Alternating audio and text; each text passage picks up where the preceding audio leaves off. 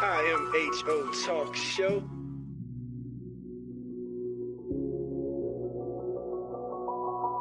In true form and format, we're gonna switch gears. We're gonna turn the corner, get in a little more entertainment, a little business, because it is 2025.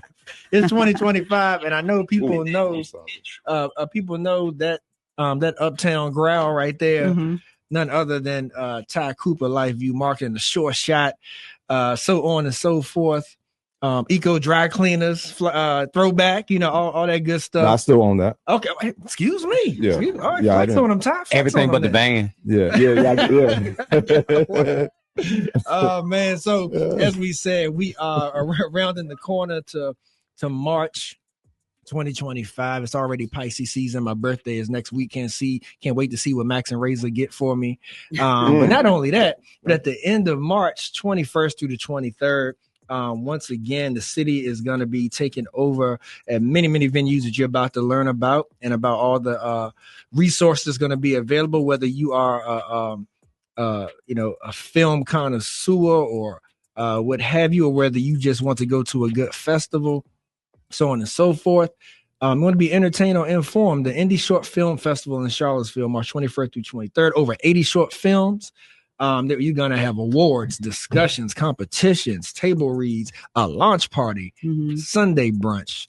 Man, this looks big. So, without further ado, Ty Cooper, man, how you doing this afternoon? I'm good, man. I'm good. We have some edits on that because I just programmed the whole festival, and we have like 107 films. So want to make sure that's known, because that's a pretty big. Last year we screened 73, and this year it's over 100. So that's a big jump, and I didn't want to make that jump, man. But the films kept coming in. We had some good films. We had people that said that they want to travel down to Virginia, to Charlottesville, to the festival. So I was like, that's what I was doing all night last night. I'm doing all this morning. I'm still not quite finished, but because I wanted to announce. Well, I could still announce, but I wanted to be ready when I got here. That's why I got here a little bit late. But just working around the clock on it. But it's a heavy duty. Yeah, it's a heavy duty film festival, and it's right here in Charlottesville. Yeah, and just to let the folks know, not only are we gonna get your insight and about the film festival, but we got a couple of guests that's going to join us a little later as well. Like, go ahead and introduce them so folks know who we got coming. We got, bro. If you guys watch TV. Particularly any show that's like filmed in New York in particular. I mean, other shows, but especially in New York, because they always call her. If you've seen Brown Sugar, the movie, if you've been on Broadway, you may have seen her. Her name is Rosalyn Coleman Williams, and she's she's a big dog. She's an actor, she's an acting coach, she's a writer, she's a director. And she comes with this big team. When I say big team, it's her and her husband, because her husband is an amazing writer. He's not on the show, but he'd probably be at the house. But they're going to be on. And then we have Cameron Carr, and Cameron Carr is from Harlem, so I had to show him a lot of love. He directed the film Harlem Fragments, which is being screened at the festival. Rosalyn, she's teaching a workshop at the festival. So that workshop is being taught Saturday morning, March 22nd, and Cameron's film is on March 22nd as well, About the Crown. So they're coming down, man, from New York, and I'm very happy that they just jumped at the opportunity to do that. So it made me feel good. Yes, indeed, man. Yes, indeed. Yeah. So yet another year for 2025, March 21st, 23rd. Kind of take us through it, man. What stands out to you for this year? Like when you think about the 2025 Indie Short Film Festival, like what's exciting you the most right now about it? Oh man, it's such an amazing weekend. Last year, it surpassed my expectations. How so? Because it was so successful, and and when you're doing something like a festival, we already have the Virginia Film Festival, right? And so this is the Indie Short Film Festival. So all the films are short films. So you don't really know necessarily if people are going to really jump onto it, if people are going to really travel in.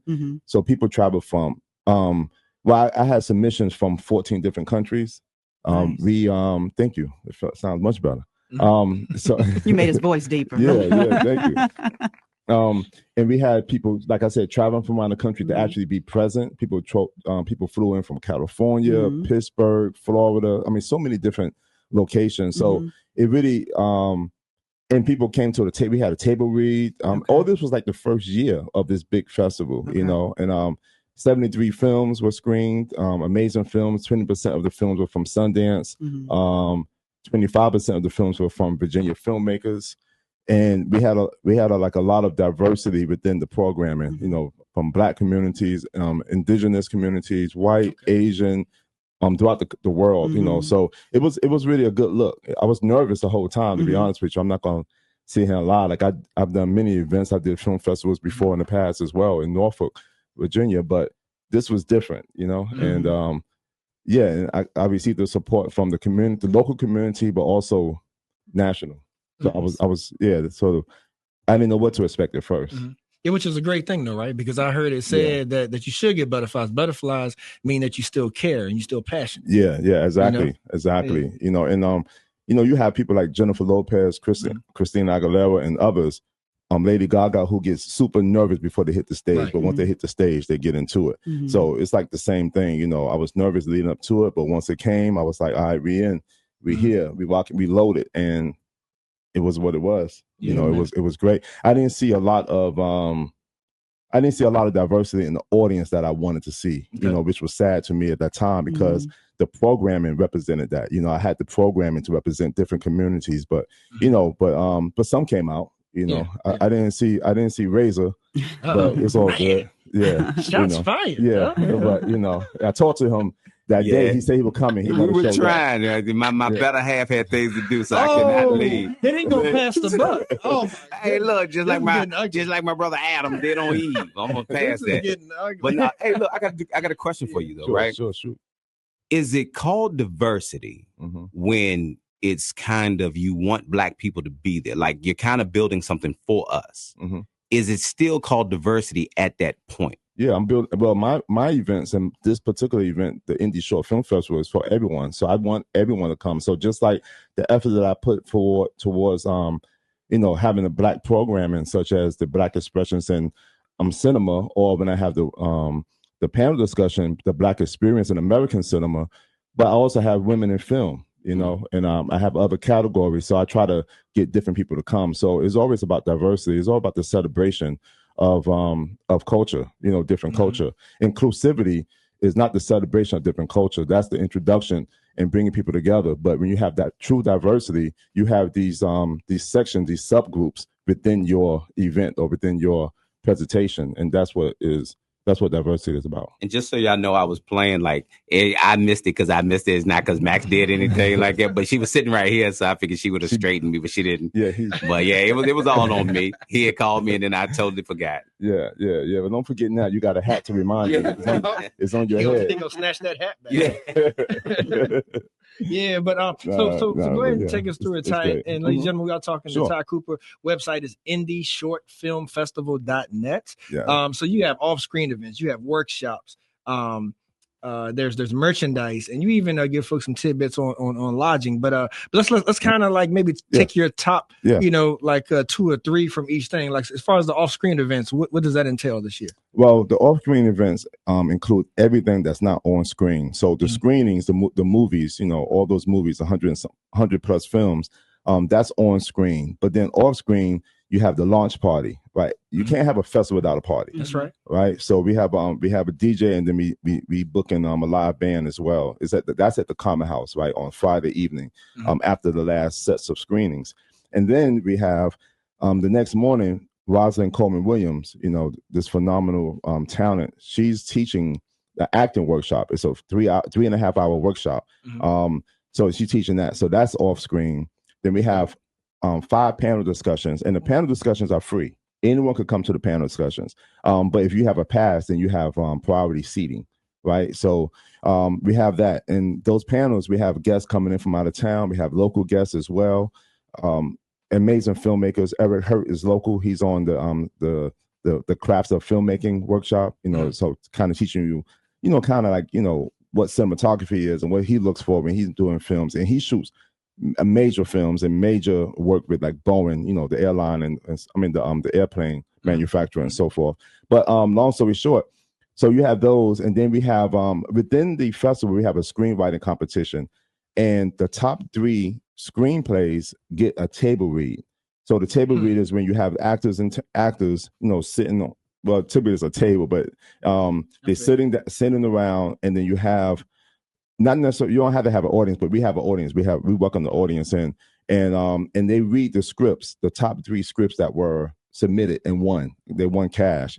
And when the screenwriter is present, and then once the screenplay is read, then you have they have opportunity to get feedback for their screen to make it better. And what we did last year, this movie called Fire Talker last year won third place in the screenwriting competition. Had a table read. They came up from Georgia, and they actually made that movie, and they submitted that movie for screening in this festival. Yeah, and that's that's like a testimony right there that this is something that people want. So I'm just trying to deliver something that people want, and something that's not done here.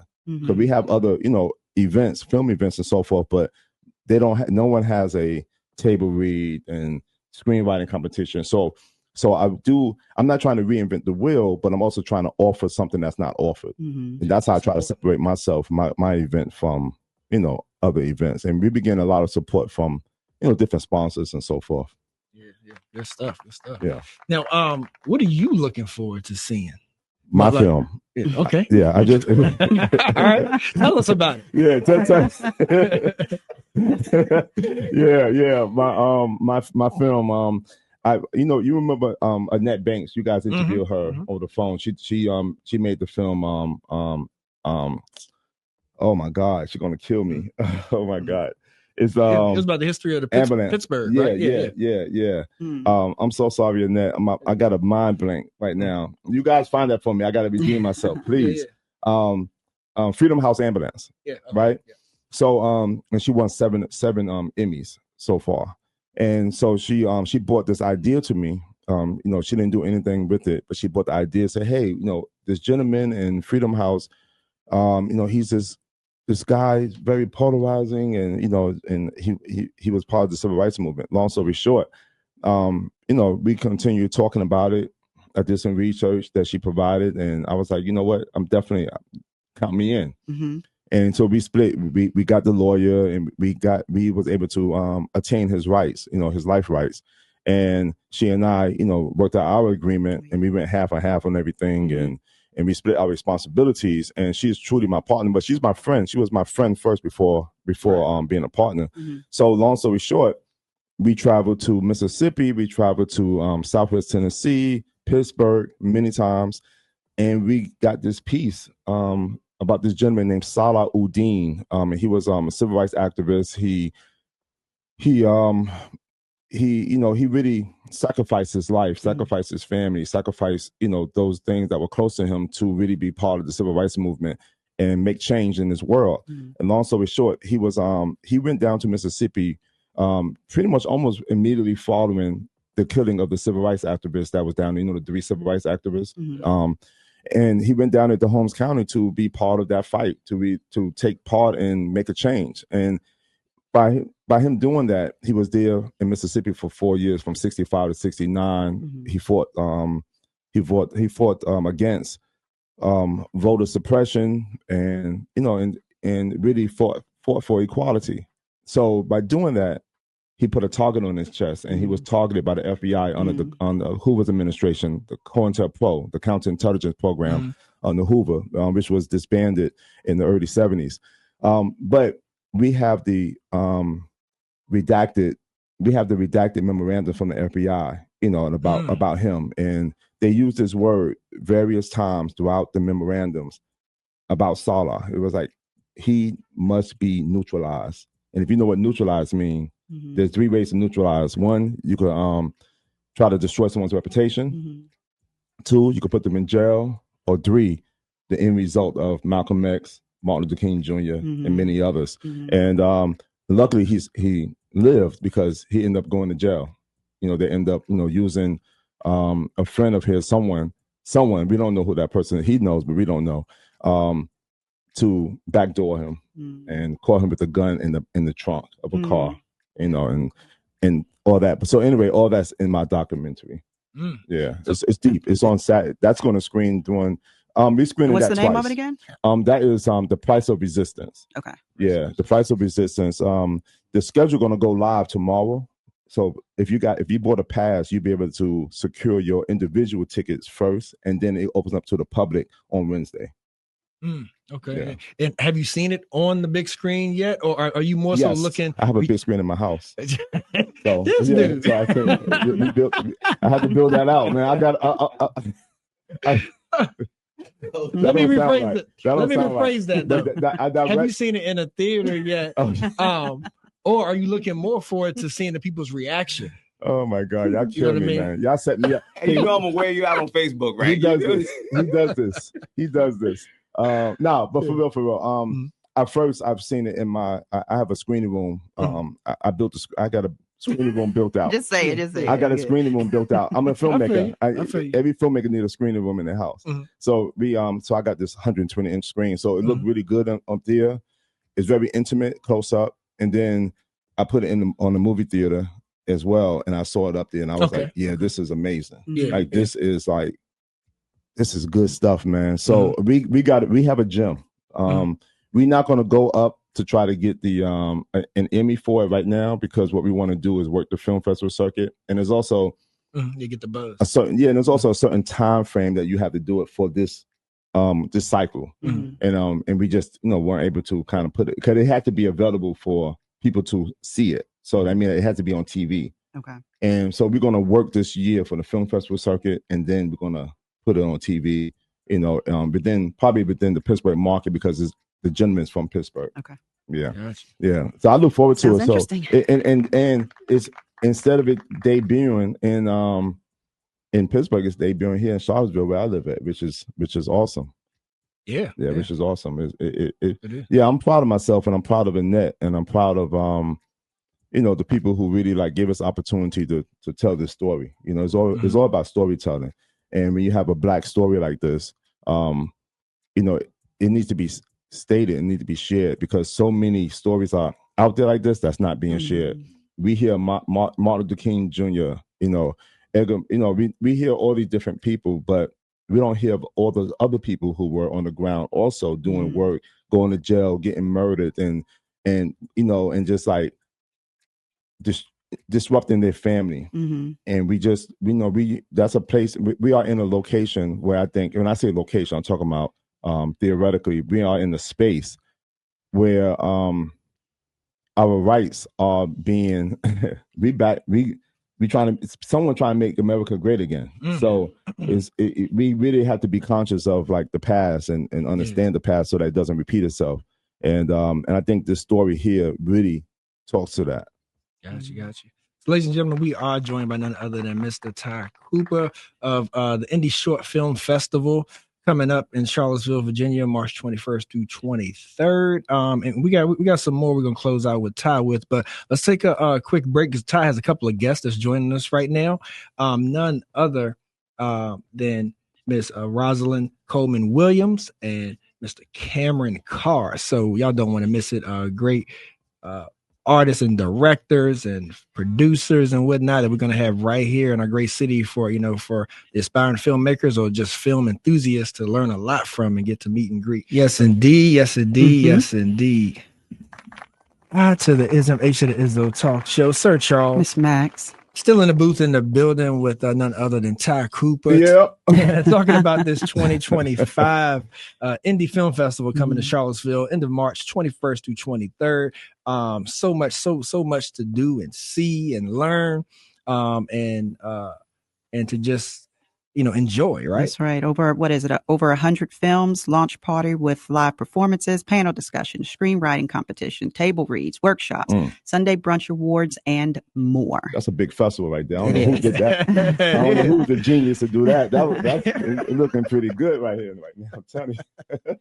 That's a deep, man. But you know what though? Speaking of which, successful people always have people around them that they feel are smarter and even more talented, right? For sure, yeah, definitely. I have that around me. And so, in saying that, go ahead and introduce our couple of guests that we have on air with us. Oh yeah, I have my people now. Look, I'm gonna give you a little bit, very brief history. This woman, talented, amazing woman, super smart. yell, all that stuff, right? She make us look good. She makes me look good in a way. I met her. I had a film festival that I co-founded in Norfolk, Virginia, 2005, 20 years ago. Okay.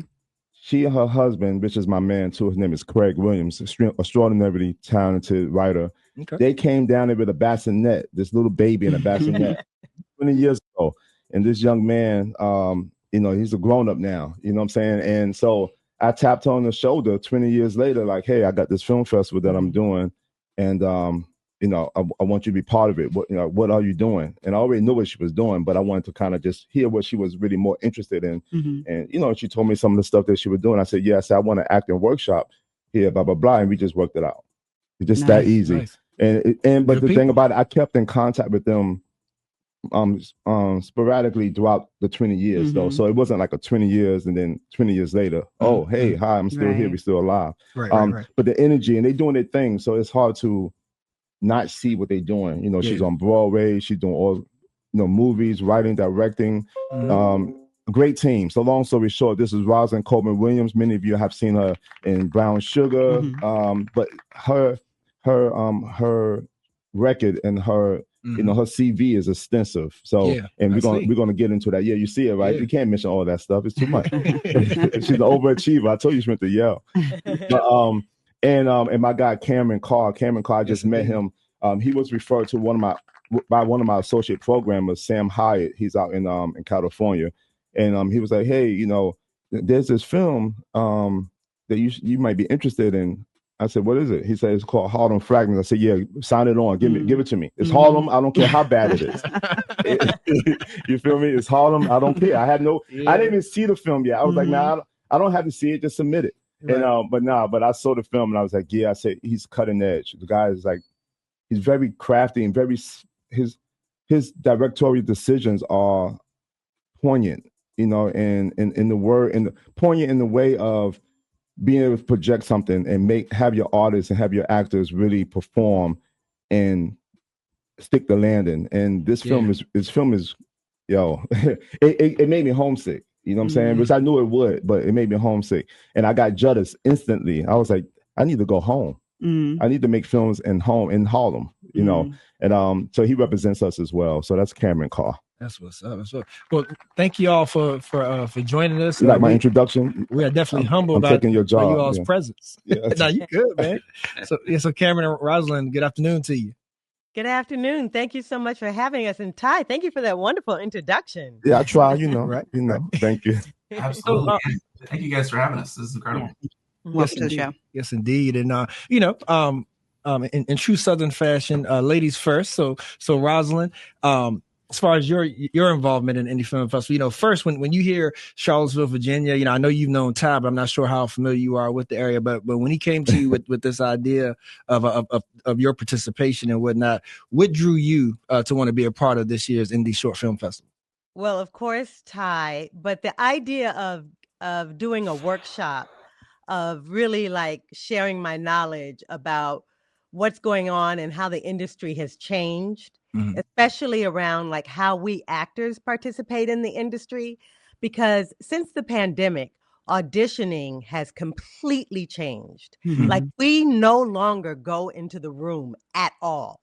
We like audition only by sending in tapes, or we do like Zoom auditions like this. Like this is how we interact with people. And so we have to completely figure out, how do we get jobs in this way? So we go from here to the set. So it's completely different. And so I want to help actors navigate that new space. Nice. And so Ty's giving me the opportunity to do a workshop to help actors do that. And that's kind of tricky, And so I figured, like, let me share my knowledge, what I've learned, and the art of it, like how you can turn that into an art, because it is an art. And it's a new canvas for actors. So we really have to get as creative as we are on set and in our work, in our self-tapes. Like you can't just stand there anymore, like that's over, No longer just a medium shot. Those days are over, It you seems have to get like a hell of a lot more creative. Oh, I'm sorry, what? Right. No, I was just going to say, it seems like it'd be much more difficult to audition that way, but just out of curiosity, does it in some way make things better? Now people have gotten the swing of it, but the game is a lot more competitive now. Mm-hmm. Because what the pros are doing, and that's the secret sauce I have, is I have the tapes. I'm going to be sharing the tapes of people who got the job. So now if you come to the workshop, you're going to see what the people who are working do. So you're going to see, you can compare. You can compare what you're doing to what the people who get the job are doing. And you're going to see they do a hell of a lot more. And there are some simple things that you can do that'll make a big difference, that help people see, like they can actually see you in the role. So, and is this going to be catered to any particular demographic? Is like whether it's like level of experience or whether it's stage versus film? It's going to be pretty much more so to SAG and AFTRA projects. So professional actors, but any level of experience, because acting is pretty much the only industry where you can literally walk in off the street and get a job. And we hate that. Let me just tell you, we actors hate that, but it's true. Basically, celebrities can act, you can hire an acting coach and you can get a job.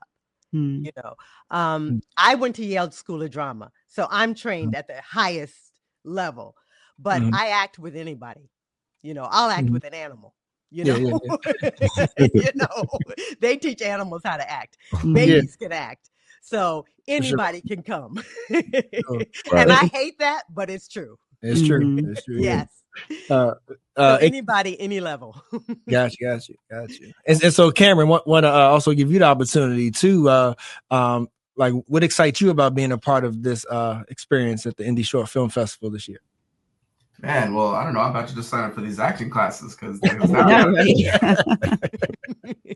no, man, it's been an honor to even hear about this place. I think this is exactly what it's about. When you're looking for festivals and places that will create those spaces, this is exactly the kind of space that champions your work and gives it a spotlight and a platform. Even as we are here on a Sunday right now, speaking to you guys, it's incredibly special. So, for me, when I was able to catch up with Ty and hear about the work that he's doing, that's really what I've been excited for. It's not just a showcase of all these spectacular films like you guys listed, but there's panels and workshops and stuff. So I'm all about that stuff. So that's exactly why I really try to hunt these places down. And of course, serendipitously when you're looking, Ty found me. So it's very much full circle in that sense. Yeah. Yes, indeed. Yeah. Ty, anything you want to add as far as tell us about like why specifically like these two colleagues and what you're hoping that folks get from this that they're bringing to the table. Well, I mean, my goal is always to provide a platform for other people, right? So fellow filmmakers, artists, creatives, but also people who just have an interest. And when I think about talent and some of the things like when I saw Harlem Fragment, it's one thing when you could always get a film. He could Cameron could have just submitted his film and I would have screened it like I'm screening the other 100+ films. But when I saw it, and I was like, wow, like, just the thought that went into every single decision on that set. I was like, let me learn more about him. You know what I'm saying? Let me interview him. So I interviewed him for my show. And then I was like, I want him to come down. His energy is amazing. And I go for, and I'm big on energy. There's a lot of actors, there's a lot of writers, a lot of directors. I go to Sundance every year for the past 10 years. I have no care in the world about what someone they do, their career title or whatever the case may be. I go for energy. And Rosalyn, what she got going on in her household, I'm not talking about professionally. I'm talking about in her household, her dynamic with her husband and her son. Yo, that's Black love right there. Black family, love, strong, solid. So, and then when I met Cam, the energy, man, he was just like so forward. And he told me his story about his mom and dad and how they bought their first brownstone. And then in his teenage years, they divorced and they lost the brownstone. They sold it, what have you. And now he's right back over there on that same street, That's dope. Like, yeah, like, you know what I'm saying? So that's those stories and the energy of that is why I got them too. And yes, there are others, but I'm fortunate enough to have these two human beings. And I try to surround myself, like you said earlier, with people who, you know, who doing it and who have the experience and who may even be smarter than me or better than me or whatever you want to call it. And I think the closer I can get to these, you know, to these creatives, the better for me, you know. And then I can also share that with Charlottesville and everyone who's going to come down, you know, on March 21st through the 23rd. Yeah. That's what's up. Yeah. So one of the things that y'all made me think of, Cameron and Rosalyn, I'd love to get both of you's feedback on this, but Rosalyn, you had mentioned about, you know, like that you'll act with anyone. And so, I'm curious about, because I noticed in you all's work, like you seem to have a strong care about representation, right? In film, particularly Black representation, right? So I just wanted you all to kind of share with our listeners as far as like some of the key things that stand out in your experience, you know, about the work you do, like when it comes to working with Black filmmakers or telling a Black story. Well, that's a great question. One thing that stands out for me is that the last film I was in was Rob Peace. Mhm. And I always think about being in film. Who were you? I watched that. Okay, so in Rob Peace, Yeah, he makes friends with a lady who works at the college. yeah. That's me. Oh, was okay. Me. Yeah, and then Nice. and I remember when he gets the job at the cafeteria. Yes. And then I teach him how to work at the cafeteria. That's me. Cool. Good stuff. Yeah. Anyway, Very so nice. Very nice. I think about films about people like years and years from now, when people remember what Black people were like, someone's going to ask, hey, what were Black people in America like? In the aughts, in the, you know, in the 50s, in the 2000s, and you want somebody to pick your film, your play as a piece to say, that's what Black people were like. And so they'll watch Brown Sugar, you know, they'll watch, you know, the plays that I was in. They'll pick up those plays. They'll pick up Brown Sugar. They'll pick up Piano Lesson. They'll pick up Rob Peace. They'll pick up and they'll say, that's what Black people were like. So I want to don't know, you were the mean radio exec, right? Yes, yeah, that was. And so you want to be in that canon. You want to be, some of your work wants to be in that canon that remembers what Black people were like. And you want to be sort of proud of that work. And you want to make films that are in that canon, and you want to be in that canon, hopefully. You know, that's sort of how I think of it. That's awesome. Thank you. And Cameron? Ooh, that's a mic drop. Yeah, I mean, I love all of that, and thank you for the question. You know, for me, I was expressing this to Ty. You know, the way that I create films, you know, not only does it come from kind of, you know, a personal story, but it's meant to kind of showcase for the first time. We haven't really seen too many on-screen stories of, you know, a Black boy's perspective, you know, as a hero and protagonist, but in achieving that, and even a Black family on top of that, right? Normalizing, you know, non-tropial, you know, visuals and stories of Black people in America, right? Trying to navigate and climb upwards and, you know, establish for the first time in their lives, you know, intergenerational wealth and legacy, while against all odds, of course. But yeah, you know, in the way to kind of show that as well, you know, is through my own filmmaking collective, right? So my collaborators, the crew that I'm around, my people, everyone, you know, from my makeup, you know, head and costume designer to, you know, my production designer, you know, I was fortunate enough to be intentional about the people who I center myself around, or they center themselves around me, I should say, you know, are all, you know, Black people and Black women. And, you know, for me, it's that's important because that is how you, you know, handle these stories with care and intention, and get them into spaces like Rosalyn just so eloquently put. You know, this you can make, you know, kind of the defining, you know, this is what you want to look back and see as kind of like what sets the standard. And just real quick on, you know, the storytelling side from an actor perspective, right?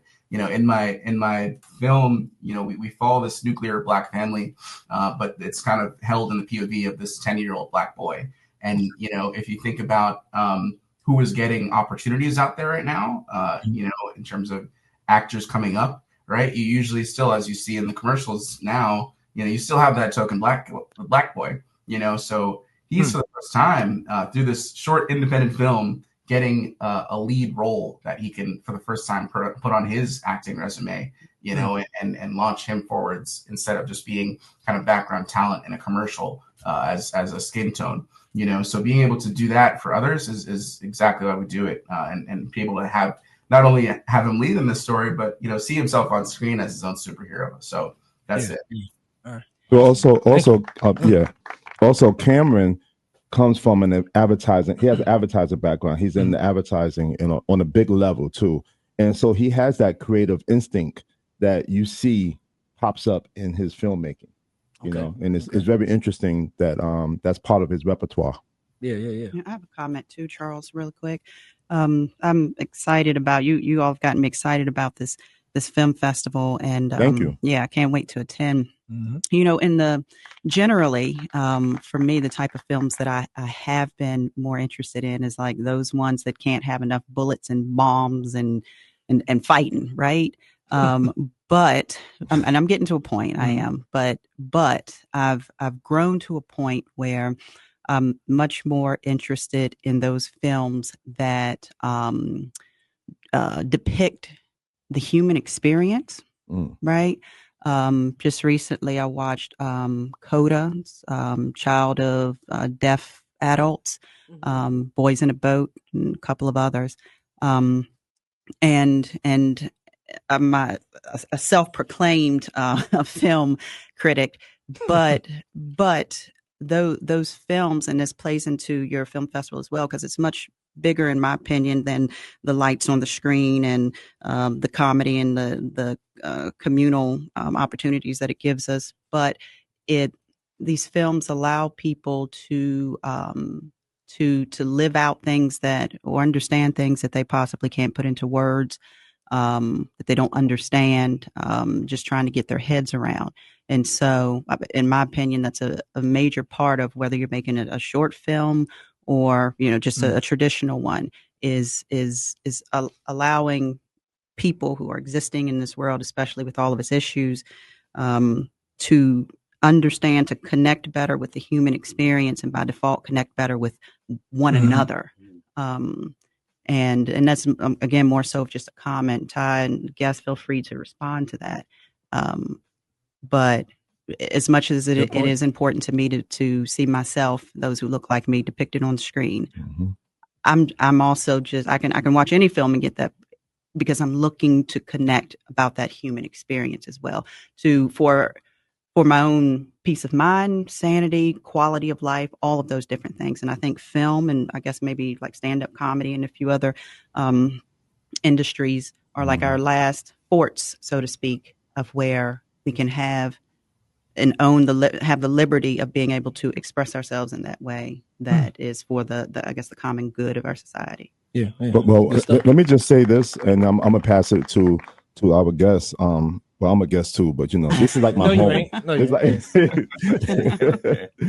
Real quick though, I'll say this.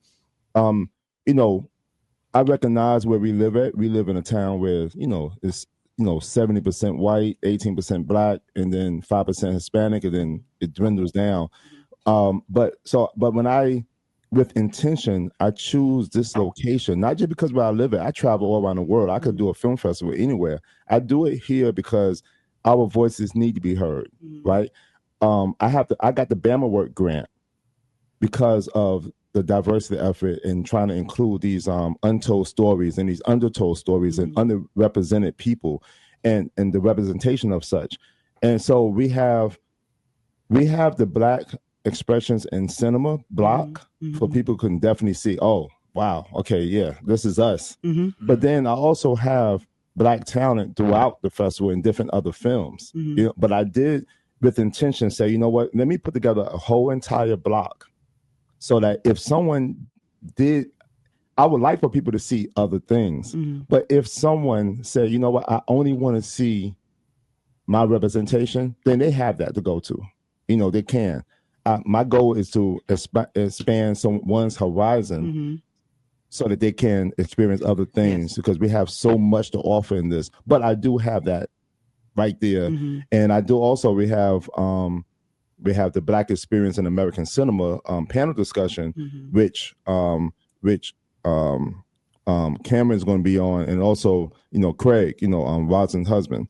So we have those voices that's going to be talking directly to you, you know. So I'm hoping that our people actually come. Is it a Black film festival? No, it's not a Black quote unquote film festival at all, because 100-something films is not 100-something Black films in it, but there's representation for everyone. Good stuff. I think what you said is so poignant, because in a time such as this, we're going to need entertainment. For sure. We're going to need fantasy and getaway.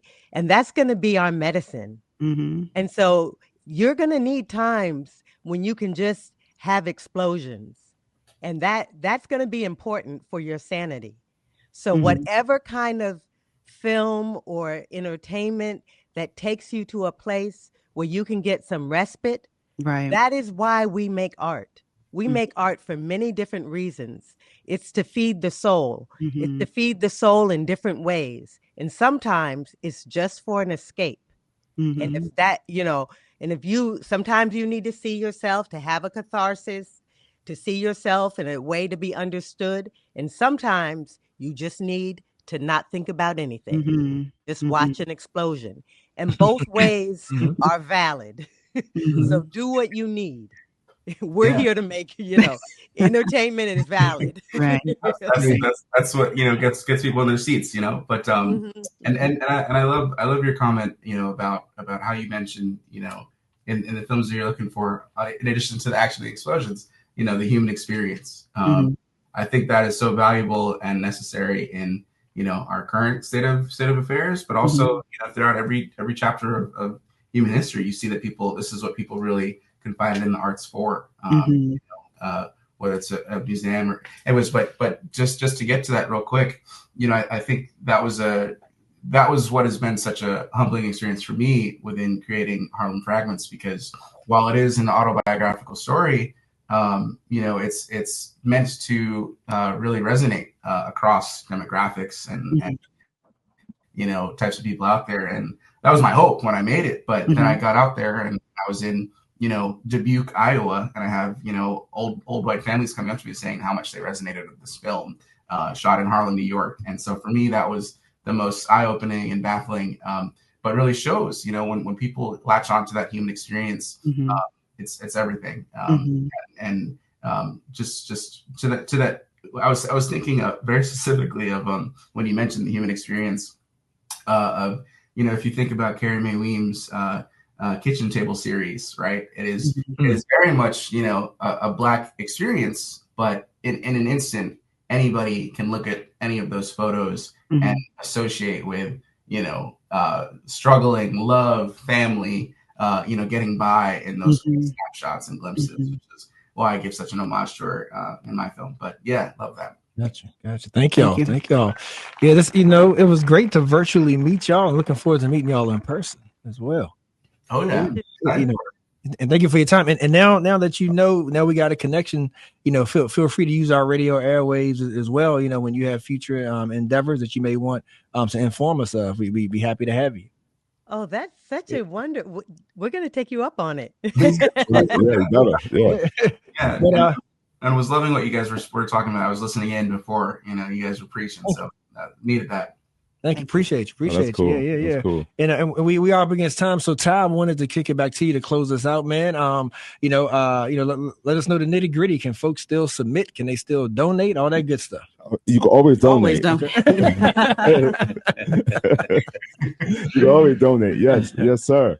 But no, you can't submit. Films already selected them.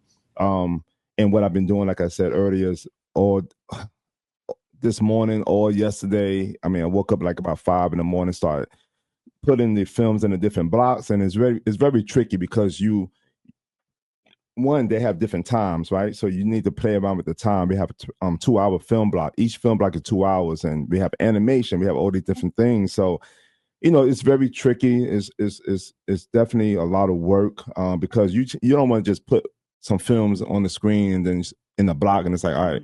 So I go through them, and I'm like, all right, this matches kind of with this. This matches kind of with this. And then when I have a couple blocks that's called the mixed genre blocks, those I have various things because I like, some people like me, I like an eclectic experience. I like to be able to go and see, a group of shorts that's not connected, that's not relatable to one another.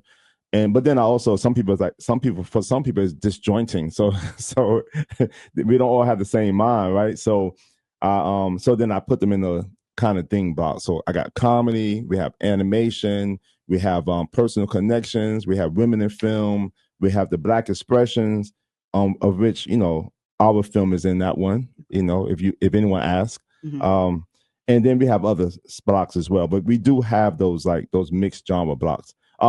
And to get tickets, so passes are available right now. So you can go online, get a pass. You can get the all access pass or the movie buff pass. And the all access pass gets you access to everything in the festival, except for the workshop that Rosalyn is teaching. That's a separate. You got to pay for that separately, even if you have a pass. If you say, but I don't want to go to the Sunday Brunch Awards. The Sunday Brunch Awards is catered by Harvest Moon Catering, and it's at the Bradbury. It's amazing. It's great food. I mean, it's just beautiful last year, and we're doing that again this year at the Bradbury. And then, but the launch party is at the Common House. Okay. You get a drink ticket, and I think I'm gonna have some light food there as well. So, but those are included in the all access pass. If you say, well, I don't want to eat and I don't want to party. Well, who doesn't want to party at a festival? I don't know, but still, to each his own. You can get the movie buff pass, and that gets you access to all the screenings. Both passes get you preferred seating in the panel discussions and the table reads. Okay. So the passes are great, and also what the pass allows you to do. The pass is on sale now, so if you buy a pass now at indieshortfilmfestival.net. You can go ahead tomorrow. You'll be able to go in and reserve your individual tickets for the film before it goes on sale to the general public. Okay. So it goes on sale to the general public on Wednesday. So you'll have 3 days, so you could choose your, the films that you want to see under your pass. It goes into your account. It pulls out the system, and then whatever is left, the general public can, go ahead and try to buy. Gotcha. Sometimes last year it sold out. A couple of screening blocks sold out because sponsors and pass holders, they had access first. Okay. So that's how that works. But then Wednesday, like I said, it goes on sale to the general public. Now you can buy your launch party, Sunday brunch. You can go to Rosalyn's workshop. You can get those things now directly. You could just buy those. Those on sale. But as far as screenings, those don't go on sale until Wednesday unless you are a pass holder, and it goes on sale tomorrow for you. It. Okay. Gotcha. And so that's it. And I know that's a lot. It's a whole lot, but it's different ways of making it where people who bought passes and sponsors, it grants them the ability to get some tickets for sure because they supported the festival in a different way. Okay. In a different way. Makes sense. Yeah. So but yeah, come out March 21st through the 23rd. We have 5 venues, all downtown, the downtown mall. So we have Vinegar Hill Theater, Vita Crown, Common House, Vault, Virginia, and Bradbury. All 5 venues will be used. Look at you. Yes, it's a big deal. I don't, you know me. Nah. People ain't no half step. Nah, full of humility, Ty. It's a Harlem. Full of it. It's a Harlem thing. Out. It's a Harlem thing. You got to blame Cameron. It's a Harlem thing. Indeed. Yes, not indeed. my fault. Yeah, not my fault. So anyway, but thank you guys, Rosalyn and Cam. Thank you so much for coming out. I really appreciate you guys taking the time. I hit up Cam last night. I was like, yo, Cam, I forgot to hit him up early in the daytime, and I told Charles I would, and I was like, dang, I didn't hit up Cam, and then he immediately responded and was like, yeah, I got you. That's what I'm talking about. That's yeah. Yes, well, thank you, Ty. as always, we're looking forward to it. Right, yeah, Max? man. Thank That's you. right. Thank That's you. right. Support and don't make us. You're not making me look bad in front of ours. Don't make us look bad. We are a team here in Charlottesville. Come out and go to her workshop. Even if you're not a professional actor, just go to the workshop because it's good. Go to the website and you it's Get your tickets. Yeah. Register for her workshop. It's dope. It's 4 hours long, 3.5 hours training. You get half an hour for refreshments and stuff in the beginning. But I'm telling you, this is some good stuff here. Yeah, some good stuff. So support if you can. Right on. Miss Max. Thank you. You want to close? Take us to break. Well, Razor was quiet. He didn't say anything. But don't get him started now because we're over time. I just thank you to our guest joining us. Best of luck on the film festival. I look forward to participating in it.